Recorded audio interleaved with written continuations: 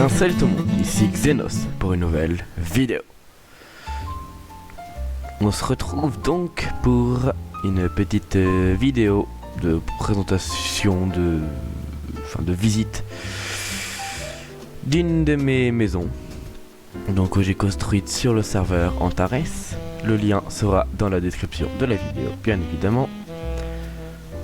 Pour le rejoindre, il faut aller sur Discord et faire la petite présentation si vous voulez le rejoindre. Donc sans plus tarder, on va commencer la vidéo, enfin commencer la visite. Donc cette maison s'appelle la Arca Valarden House, donc par Xenocrate, c'est-à-dire moi. Donc on va commencer par un petit tour de la maison. Et comme vous pouvez le voir, cette maison a une petite particularité, c'est que c'est aussi un vignoble. Vous allez comprendre mieux après, quand on visitera l'intérieur.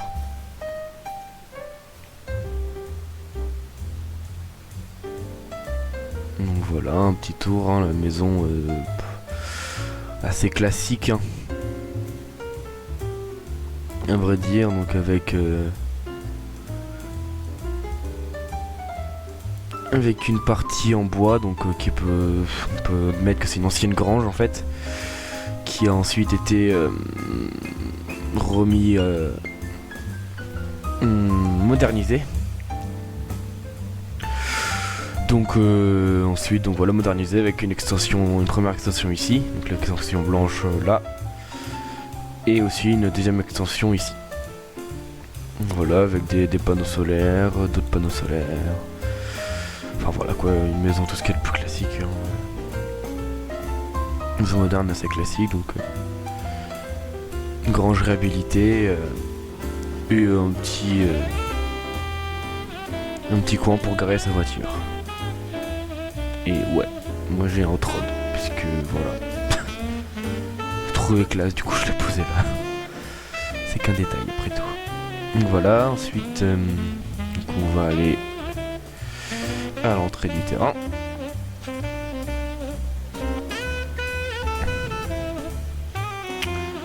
Donc on peut soit aller à gauche, soit à droite, ou soit aller à l'intérieur de la maison. On va commencer par aller à gauche du coup. Pour profiter un peu de cette ville. C'est beau, n'est-ce pas? Je trouve ça agréable de me balader là-dedans.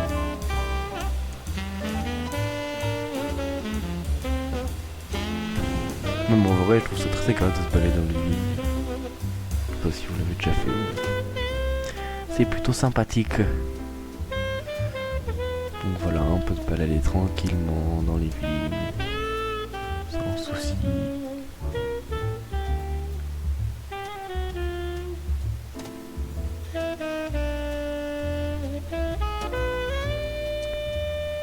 Et donc ces vignes ont un rapport tout à fait logique. Mais ça, c'est pour plus tard dans la vidéo. Arcavasiac. La tonnellerie Valarden. Vous verrez ça après. D'abord, la visite de la maison. Donc là, la porte d'entrée. Enfin, plutôt une baie vitrée d'entrée. Donc quand on arrive dans la maison, ce qu'on peut voir, donc c'est une séparation, la cuisine là-bas, et là un meuble pour ranger les chaussures, les affaires, enfin voilà, tout ce qu'on n'a pas besoin dans une maison. Et puis là un petit coin pour sortir, voilà, on peut sortir par là aussi quoi. Ça n'a pas de réel intérêt, mais on peut sortir par là également. Donc je vous propose d'abord de commencer par la cuisine.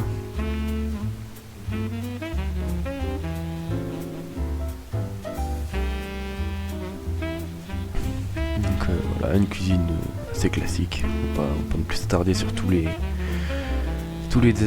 détails de la maison.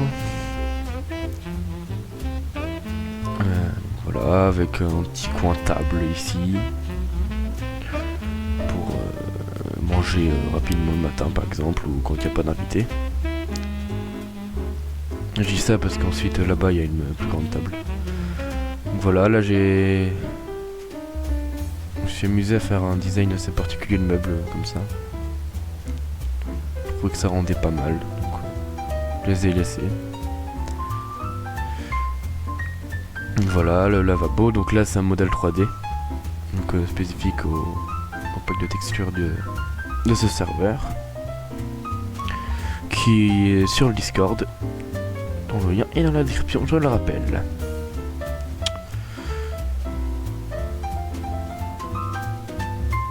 Voilà, là des petites des fours, enfin, voilà, le frigo américain. Et de la cuisine, on peut bien sûr aussi aller à la terrasse, enfin ici, donc, pour accéder aux vignes ou au truc secret qu'il y a là. Et que je vous montrerai plus tard. Donc ici un meuble pour combler le vide, hein, très clairement. Il sert pas à grand chose. On peut admettre qu'il sert à ranger les assiettes de la table. Voilà, salle à manger ici. Et après dessus. Donc sur lequel j'ai posé un modèle 3D de téléphone et Enterbox. Voilà. Donc cette table de salle à manger. Je me suis amusé du coup à l'encastrer dans un des piliers de l'ancienne grange. Donc il y en a un qui est ici, un autre là. Et ensuite les piliers sont cachés par le mur. On voit toujours les poutres qui soutiennent le toit.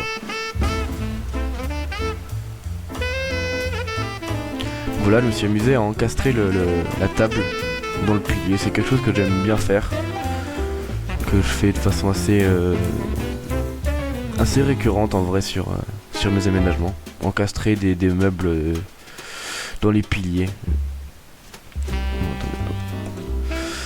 Je sais pas s'il y a d'autres trucs comme ça à l'intérieur de la maison, je sais plus exactement. On verra bien. Donc voilà, et ensuite la table assez classique quand même, hein, avec une trappe, des dalles de quartz et des blocs de quartz, voilà, pour faire aussi un petit rangement en plus, donc du rangement qui est derrière. Et puis là je trouvais l'idée bien de mettre un mur avec un trou pour mettre un petit peu de fleurs à l'intérieur. Je trouvais que ça, une petite niche, je trouve que ça rendait assez bien, ça faisait assez moderne.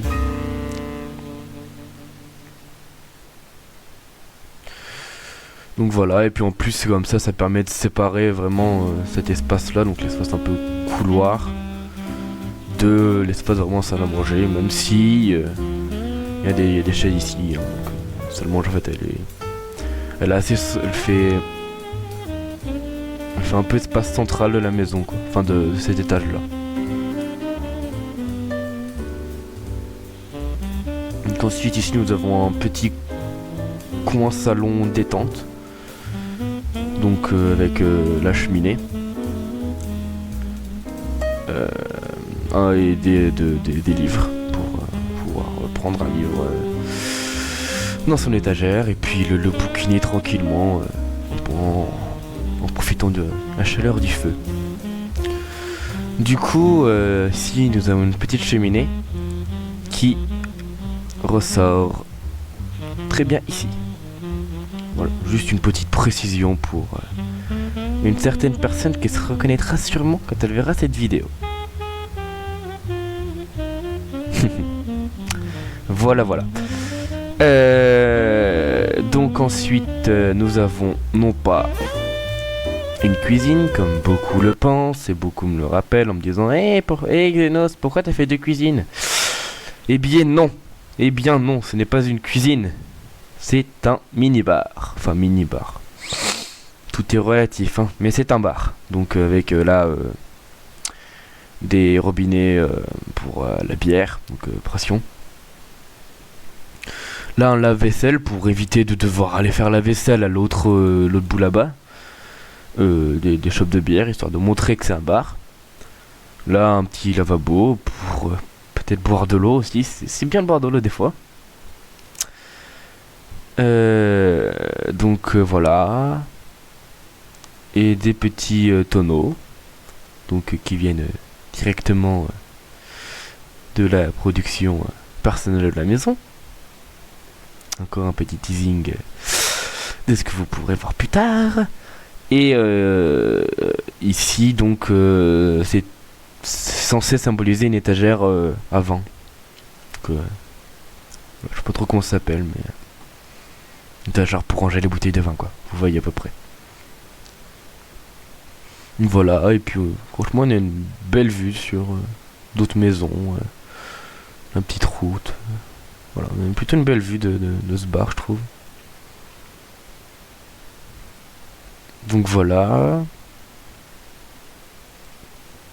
Ensuite, avant de passer donc à l'étage inférieur, donc avec cette grande mezzanine, oui, mezzanine, c'est ça. Ou oui, c'est ça, mezzanine, tout à fait. On va d'abord visiter donc les deux pièces qu'il y a là. Donc c'est des chambres, hein, tout ce qui est le plus classique. Voilà, une chambre plutôt d'adolescent, je dirais, avec ses couleurs un peu pierre, gris, puis avec le PC, le siège et le siège de bureau, voilà. Donc plutôt une chambre d'adolescent, je pense. Puis ici, une autre chambre qui peut être qui peut être autant d'adolescents que pour les parents, enfin voilà quoi. Une autre chambre. Donc là avec un bureau et cette fois-ci un ordinateur portable et une chaise un peu différente. Un bureau d'angle comme ça, je trouve ça assez intéressant de faire des bureaux d'angle à chaque fois. Et si ce qui est intéressant c'est ça là, donc une petite étagère incrustée dans le mur. C'est plutôt joli, plutôt design. Voilà quoi. C'est des petites chambres assez classiques, hein. Donc maintenant on va passer à l'étage inférieur, donc au sous-sol de la maison, parce que si vous voyez bien le sol il est là. Donc en fait toute la partie inférieure de la maison c'est sous la terre. Ici aussi on a quand même une belle vue. Ah oui, j'ai oublié d'ailleurs de vous montrer un truc. Donc là ce petit patio, moi un peu plus un patio, fait vraiment le tour. Enfin, quand on rentre dans la maison, donc de l'autre côté cette cloison, on le voit. On passe là, et puis là on le revoit.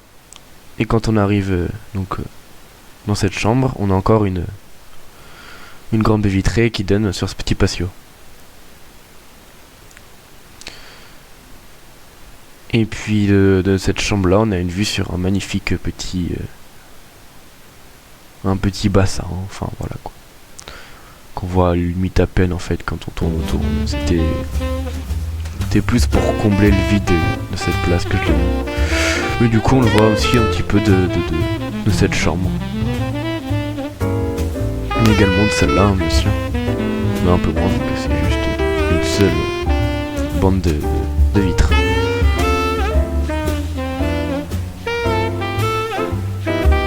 Donc ensuite on descend les escaliers pour arriver donc à l'étage inférieur. Donc tout d'abord on arrive sur un grand salon. Donc là c'est le salon télé avec un immense écran plat, des grosses enceintes et la petite PS4 ici, parce que c'est cool quand même de jouer. Donc voilà, avec des canapés assez classiques, toujours ces petites niches que j'aime bien faire. Là j'ai repris l'idée, j'ai repris une design de celle-ci un peu. Là elle fait avec des trappes alors que là-bas c'est avec des escaliers, mais toujours à peu près la même idée quoi. Et là pareil, regardez, j'ai incrusté la télé par rapport au pilier, donc à la cloison. Là, toujours, je mets des piliers qui servent pas à grand chose, mais je trouve que ça décore un peu le tout en fait. Donc j'aime beaucoup faire ça. Je fais ça dans quasiment toutes mes maisons maintenant. C'est un peu ma marque de fabrique quoi. Donc ensuite après ce grand salon, on a une salle de bain. Donc la logique veut que du coup c'est la salle de bain des deux chambres. Enfin la salle de bain pour ceux qui dorment dans les deux chambres à l'étage. Parce qu'après on a une autre chambre par là-bas qui elle a sa propre salle de bain. Voilà, les deux chambres à l'étage peuvent, enfin les deux personnes qui habitent dans les chambres de l'étage peuvent venir se doucher dans cette salle de bain. Voilà, avec une petite douche italienne. Donc voilà, dans un ton plutôt naturel, avec un sol en pierre, le mur en pierre aussi, du bois, du verre avec le bambou et le tapis, enfin voilà, des tons plutôt naturels. Je trouve que c'est ce qui rend le mieux pour une salle de bain. Des tons plutôt voilà, nature comme ça. Et donc ensuite on a les petites toilettes qui est juste là. Donc dans la salle de bain un peu cachée pour avoir quand même sa petite intimité quoi.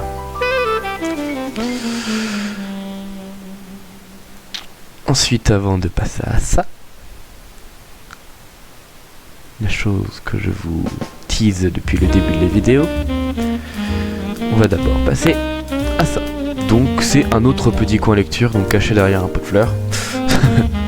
Donc là c'est vraiment un petit coin vraiment détente pour se poser, travailler sur de nombreuses choses comme en fait ça fait office de bureau, mais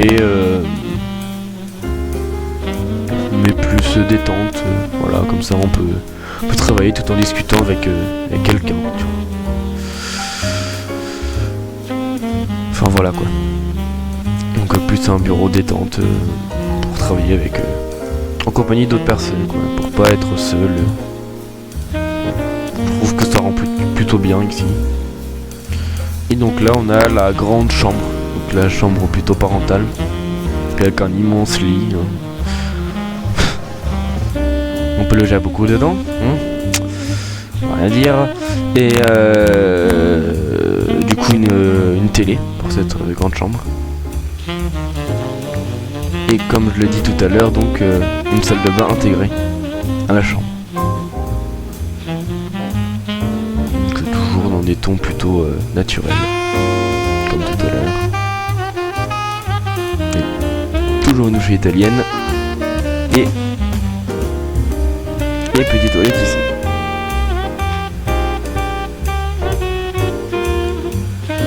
Voilà, et là encore, comme vous voyez, les niches, les fameuses niches de tout à l'heure.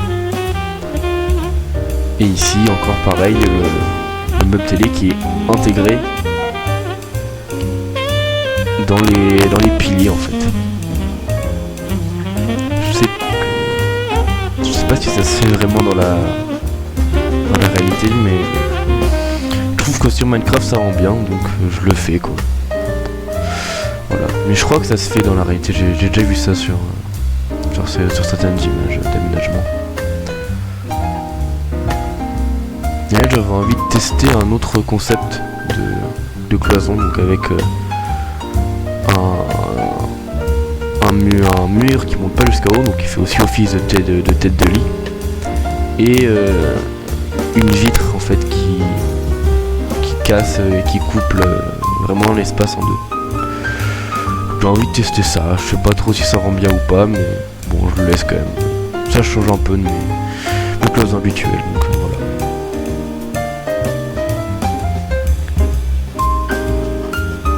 Et ensuite, donc on peut passer aux choses sérieuses avec la cave à vent. Et ouais. Donc ici nous avons une zone de dégustation, donc du grand cru de la maison, donc l'Arcavasiac. Donc nous pouvons déguster soit l'Arcavasiac ou soit d'autres vins plus délicieux, plus moelleux les uns que les autres.